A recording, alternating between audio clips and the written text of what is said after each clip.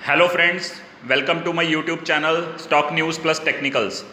आज इस वीडियो में हम बात करेंगे 3 ऐसे स्टॉक्स के बारे में जो आपको अगले हफ्ते यानी कि 20 जुलाई से लेकर 24 जुलाई तक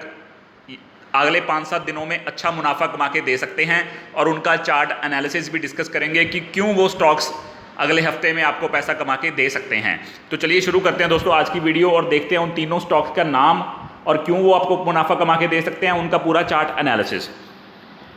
कोई बाइंग सेल की रिकमेंडेशन नहीं है, अच्छा लगे तो आप इसको बाय कर सकते हैं इन स्टॉक्स को। देखिए, सबसे पहले स्टॉक का नाम है भारती एयरटेल और आपके सामने मैं दिखा रहा हूं 3 महीने का चार्ट। देखिए, सबसे पहले भारती एयरटेल टेलीकॉम में दूसरे नंबर पे बहुत ही वेल पोजीशनड है रिलायंस जियो के बाद,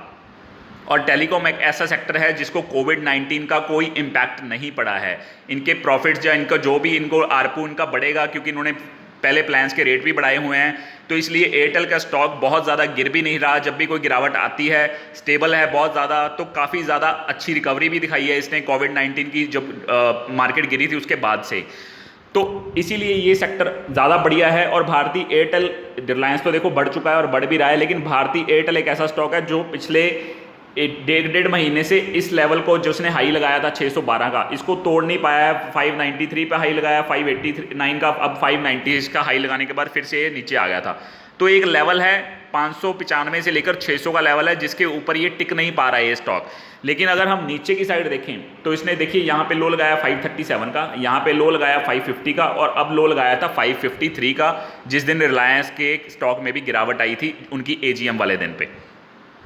तो देखिए, स्टॉक ने एक बेस बना लिया है अच्छा 540 के आसपास, 540 टू 550 पे एक अच्छा बेस बना हुआ है, और ऊपर की साइड रेजिस्टेंस जो बनी हुई है वो 590 से लेकर 600 तक की एक रेजिस्टेंस बनी हुई है। तो अब ये स्टॉक ने 553 का लो लगाया और उसके बाद फिर से यहाँ पे बायर्स एक्टिव हो गए, और यहाँ पे इसने दोजी बनाई है, काइंड ऑफ हैमर बनाया है, दोजी कह लो, हैमर कह लो, और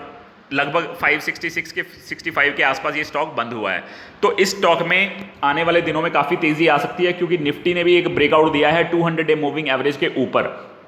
जो कि 10,880 के आसपास था, उस पर ऊपर बंद हुआ है। तो काफ़ी चांसेस हैं, अगर निफ्टी भी ठीक ठाक सी रहती है, बहुत ज़्यादा डाउन नहीं शो करती,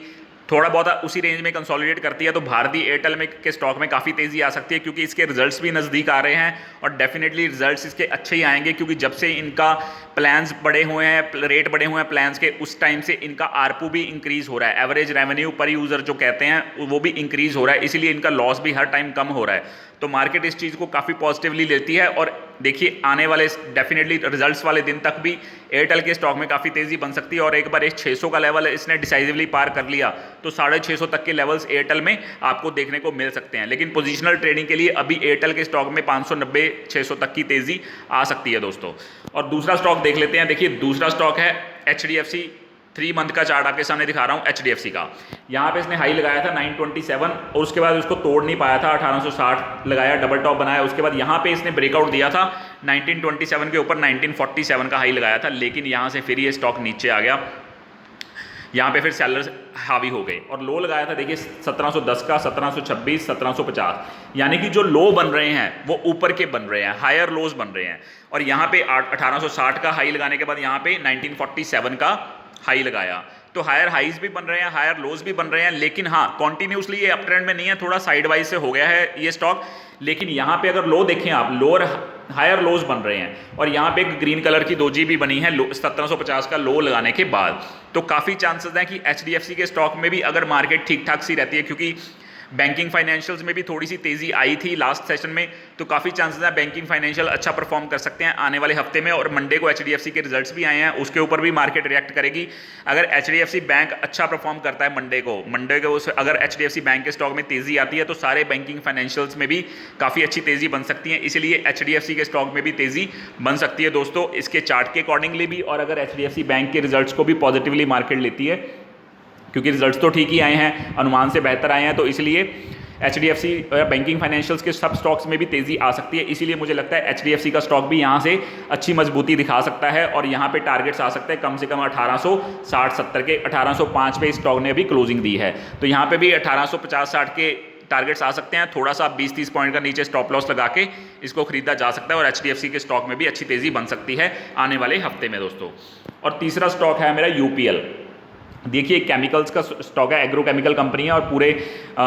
बाहर भी फैली हुई है, इंडिया के बाहर भी, और इस स्टॉक में भी अप ट्रेंड में जा रहा है ये स्टॉक। देखिए यहाँ पे 334 336 का डबल बॉटम बनाया, यहाँ पे बेस बनाया, उसके बाद ये स्टॉक लगातार देखिए अप ट्रेंड में है, यहाँ पे हायर हाइज बना रहा है 430 450 470, लेकिन उसके बाद ये स्टॉक थोड़ा सा यहाँ पे साइड वाइज हो गया, यहाँ पे इसने 464 का हाई लगाया और लो देखिए यहाँ पे 398 का फिर लो लगाया, उसके बाद 422 का 423 का, यहाँ पे भी इसने डबल बॉटम बना लिया है, लगभग 422 के आसपास हम कह सकते हैं कि इसने अपना बेस बना लिया है और अब इस स्टॉक ने 435 के आसपास क्लोजिंग दी है। तो काफ़ी चांसेस हैं अगर ये इस बेस के नीचे नहीं जाता कभी भी ये स्टॉक आने वाले दिनों में भी 422 को अगर ये ब्रीच नहीं करता नीचे और नीचे नहीं जाता तो उतनी देर तक ये स्टॉक अप ट्रेंड में ही है और इस स्टॉक में भी तेज़ी बन सकती है। 460 से 470 के टारगेट्स मिनिमम पोजिशनली आ सकते हैं, इस हाई के आसपास या इस हाई के आसपास ये स्टॉक डेफिनेटली आ सकता है आने वाले दिनों में। तो इसको भी आपने ध्यान में रखना है क्योंकि यूपीएल का स्टॉक वैसे भी बहुत बढ़िया है, केमिकल सेक्टर्स के लिए न्यूज़ भी अच्छी हैं, केमिकल सेक्टर अच्छा भी परफॉर्म कर रहा है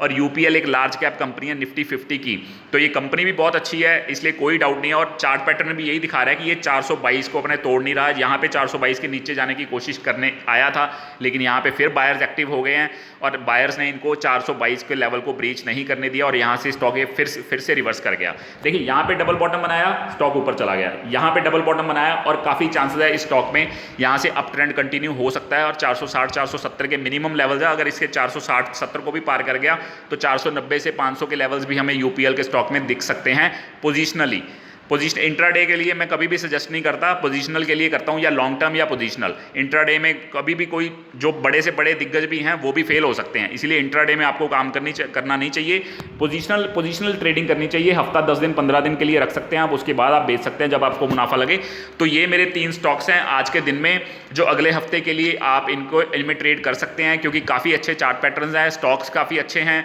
तो इन तीनों स्टॉक्स में अच्छी तेज़ी बन सकती है अगर मंडे को मार्केट ठीक ठाक सी रहती है, उस रेंज में कंसोलिडेट करती है। लेकिन एचडीएफसी बैंक अच्छा परफॉर्म करता है तो सारे बैंकिंग फाइनेंशियल्स में भी तेज़ी आ सकती है, इसलिए मैंने एचडीएफसी का स्टॉक भी चुना है और क्योंकि उसका चार्ट पैटर्न भी अच्छा है इसलिए उसको चुना है, और दूसरा भारतीय एयरटेल और यूपीएल। तो ये 3 स्टॉक्स हैं अगले हफ्ते के लिए। वीडियो अच्छी लगी हो तो लाइक और सब्सक्राइब जरूर करें फ्रेंड्स। Thanks a lot.